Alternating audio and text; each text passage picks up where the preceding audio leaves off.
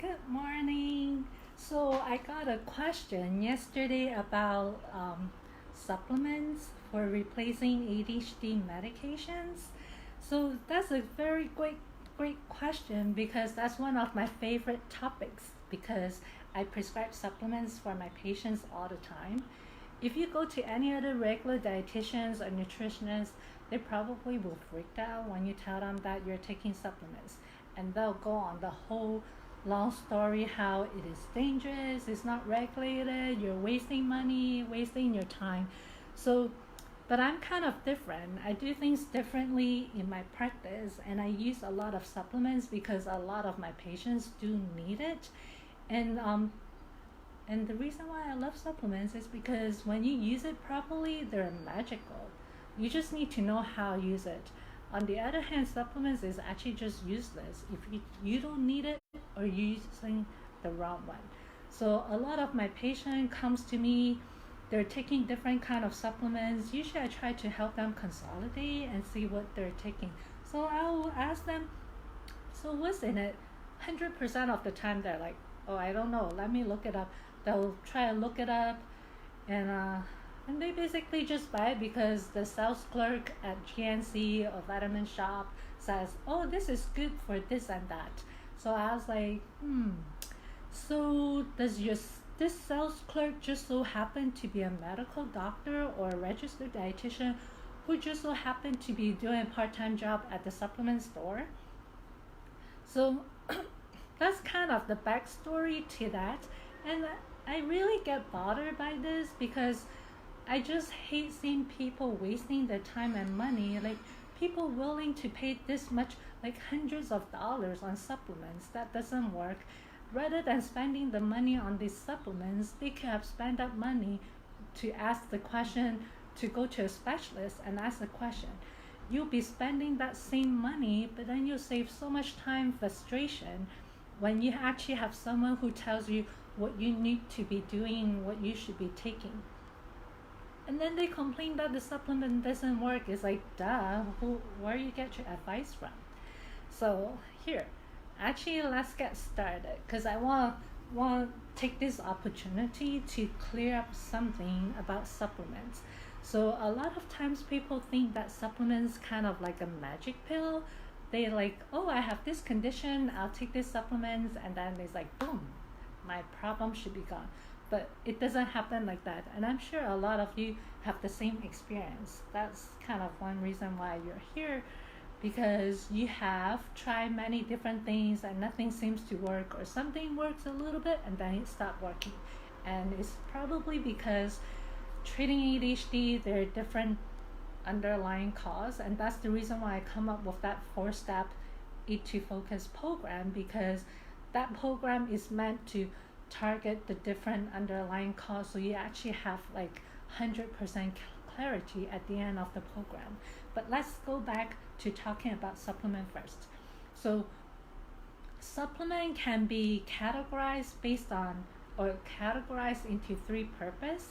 So the first purpose that you can use supplement for is to correct a nutrient deficiency. So something like, I'll explain that later. The second category is you use a supplement to boost a function.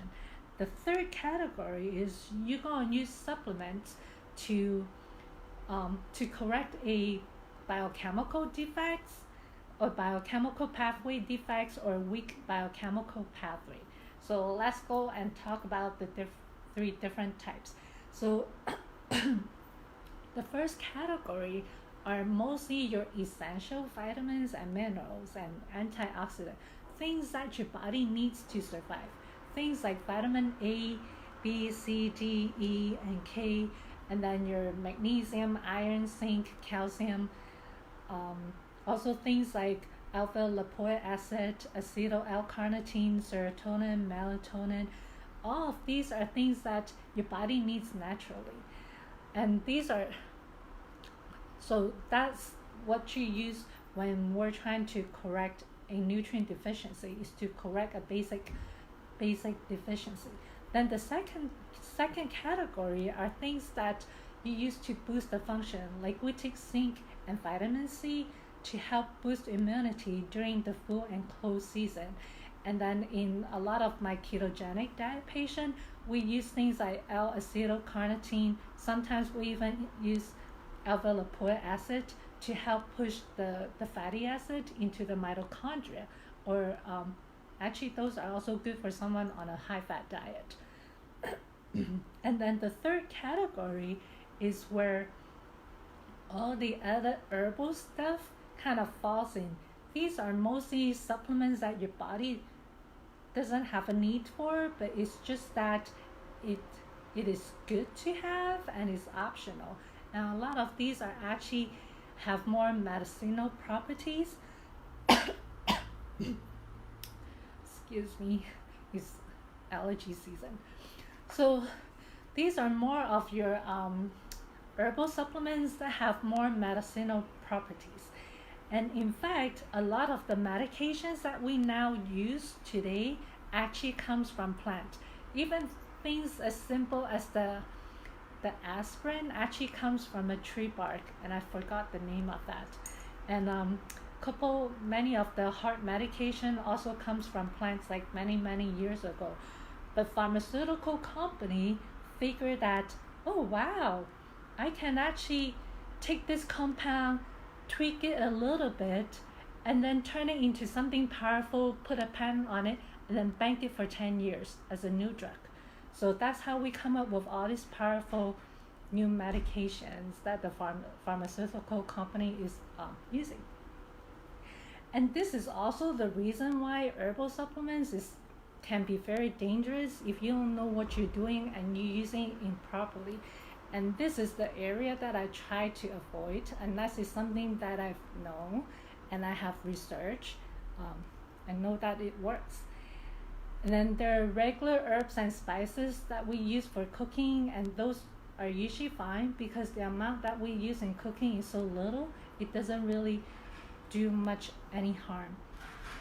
It is usually when they're all ground up and stuffed into a pill form or a tincture, and that way you can actually take in a very concentrated form and in a big amount, and that's where problems can start. And then here I'm going to talk about like a different type of supplements in terms for treating ADHD naturally. So the first type that I want to talk about, which is the most common ones that I use, are the ones to correct underlying nutrient deficiency, things like magnesium, iron, zinc, vitamin D, omega-3 fatty acid, and a lot of the vitamin Bs. So, and then the next ones that I will also use will be things like for correcting gut function.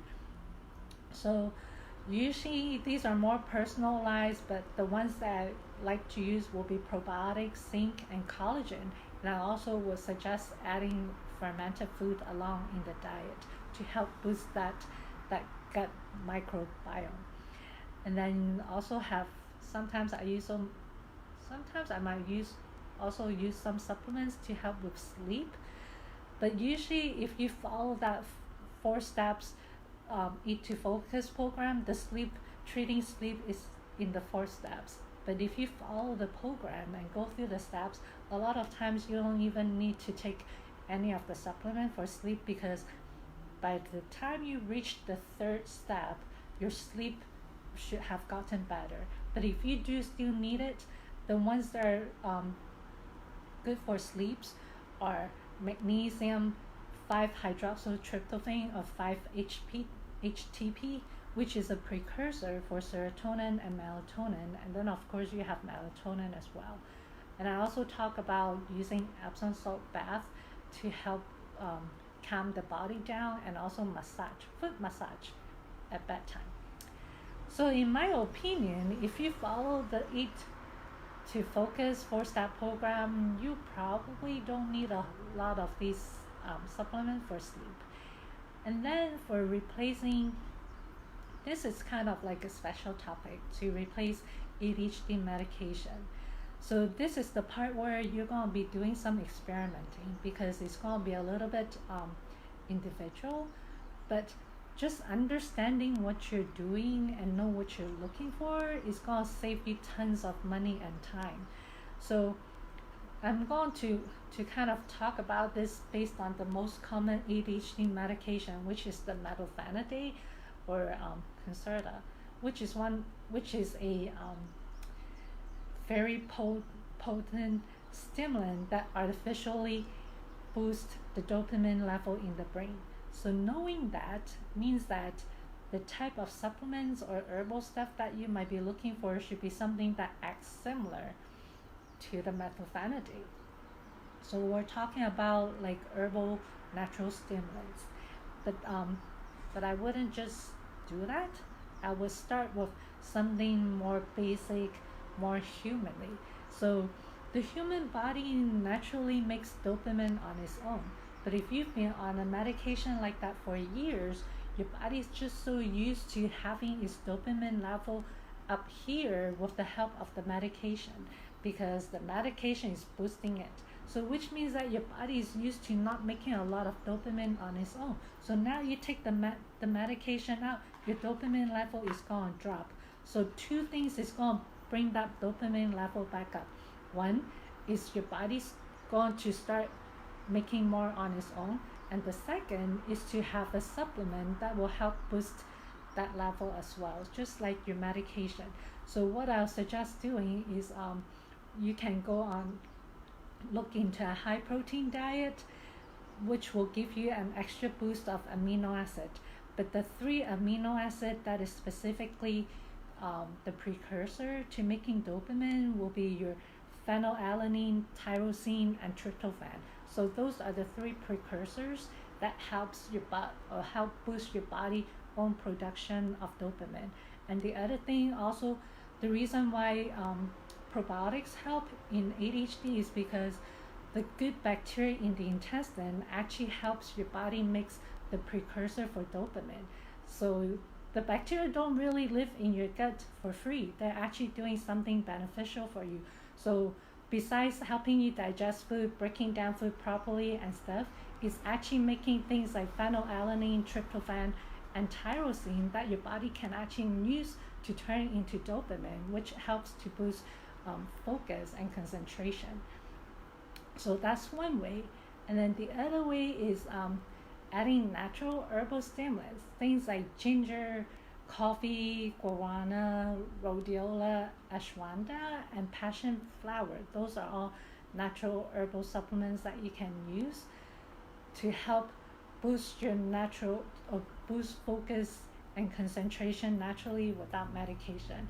But then again, I wouldn't stop the medication completely. I would start implementing the 4 steps Eat to Focus program, and then boost your amino acid level, and then add some of those herbal supplements. And then once you start noticing that your focus, concentration, and your ADHD symptoms seems to be getting better, then you can slowly decrease the medication with the help of your prescribing doctors. And most of these herbal supplements are actually pretty safe in older children, like 6 and older, and also in adults. And for kids who are younger, a lot of times the ADHD can be easily treated with just changing the diet and correcting underlying nutritional deficiency, or even the gut imbalance. So that's about it for now for the supplements. If you have any question, post it now or drop it in the comment, or if you can also message me privately. But actually I have a few things to share as well. So I do kind of occasionally experiment with different supplements, and this is one that I've tried recently, and I think this one, out of all the ones that I've tried so far, have pretty good results.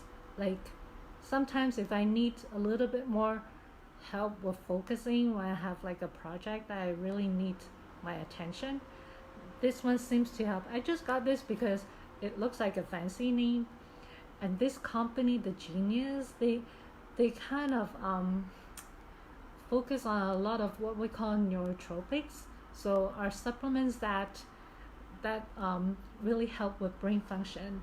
And I look at the ingredients. I don't just buy things just because they say it's good, but I look at the ingredients. So there's a bunch of different ingredients that I know help with brain function. So the first one is the acetyl L-carnitine. Like, I'm a fan of all these natural biomedicals because I know like I'm a pretty biochemical nerd in school. I know how the body functions or the biochemistry pathway. So when I see something that is something natural that our body uses naturally, I was like, yay, that's good stuff. And then there's lion's mane. I don't really know what that is, but I think it's maybe some kind of I think it's a type of adaptogen. So basically it just cleans your body up. And then there's all these added stuff that I don't really know, but it also have tyrosine. Remember I talked about tyrosine as a what was that? Dopamine precursor. Then you have some kind of berries, and then there's caffeine. We know caffeine works, is a natural stimulant. And then there's also phosphatidylserine, which is a material that helps to build better brain connections. And then there's some kind of ginseng. So ginseng is another type of adaptogen or stimulant. It can be both. And then the last one, I don't really know what that is, but I've seen it a lot. I think it's either an adaptogen or a natural stimulant. So I tried this. This is actually a drink mix. Like, I think they try and make it taste really good, but in my opinion, none of these things work. But like I said, I just bought it to try. But if you mix it with a lot of water and just chuck it down, it's not that bad. I didn't throw it. And then the other one that I'm experimenting with is called the Brain Vitality. So this one I just saw it because I was buying some other supplements, and then I was like, oh, let me see what's in this. And I was like, wow, these have pretty good stuff in there. Let me see. So again, this one have acetyl L-carnitine. So another thing that will help your brain use fats a little bit better rather than relying on all sugar and carbs. And then it has the acetylcholine. So I think it's another type of choline. Then there's the glycerol phosphocholine, which is another type of choline that helps to coat your brain cells. And then has coffee, so obviously caffeine. And then this one also have the phosphatidylserine, which is the same thing that helps with the brain tissue coating. And then ginkgo. Ginkgo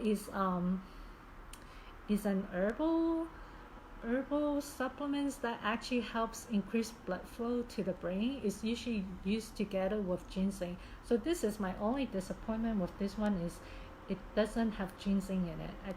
I think it'll be so much more powerful if this one have ginseng together with the ginkgo. But basically, this one seems to work pretty good too. And then this is another one, but I haven't started using it yet. So this is it's called Dopa Plus. Sounds familiar? So Dopa is actually a precursor to dopamine. Remember we're talking about dopamine, how people with ADHD, or one of the defects in ADHD is that you have a low dopamine level. So this supplements, the goal or the purpose of this is to boost your dopamine level in your brain. So it has, like in my opinion, this one, the ingredients look a little bit wimpy, but it's probably because this one is more for long-term results. So you'll see a lot of like really herbal stuff in it. There's not a whole lot of stimulants in it. Because if you want quick and fast results, you want to have stimulants because those things work fast. But this one, let's see. The first ingredients, well, actually, these are not ingredients, the components.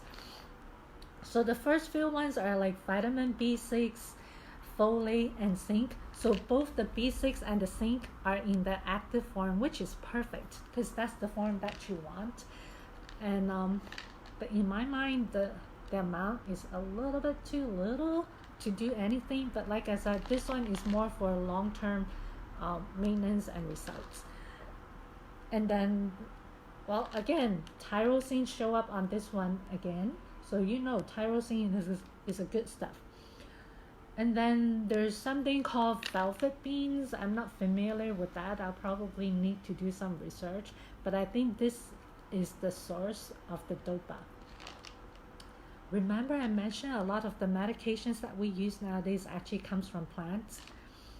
And then also rhodiola. We talk about rhodiola, which is a natural stimulant. Instead of causing hyperactivity, actually stimulants in ADHD makes you calm. And then grape.